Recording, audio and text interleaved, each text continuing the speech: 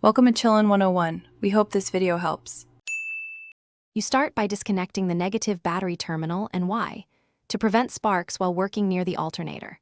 Once done, raise and secure the vehicle on jack stands so you have clear access under the splash shield.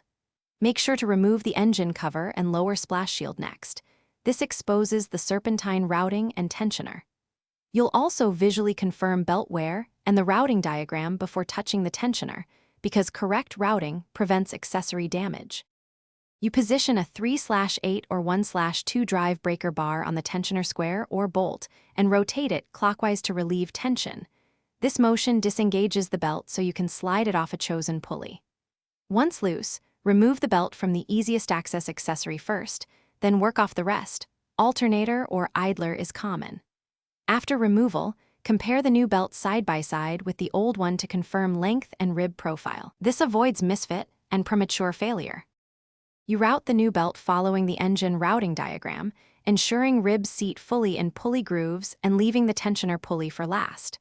Then rotate the tensioner again, slip the belt onto the final pulley, and slowly release the tensioner so the belt seats under load. Once installed, reconnect the battery, start the engine briefly, and observe belt tracking and listen for chirps. If the belt slips or makes noise, recheck routing and inspect pulleys, or warn tensioner as the like. Thanks for watching. Consider subscribing if we helped you.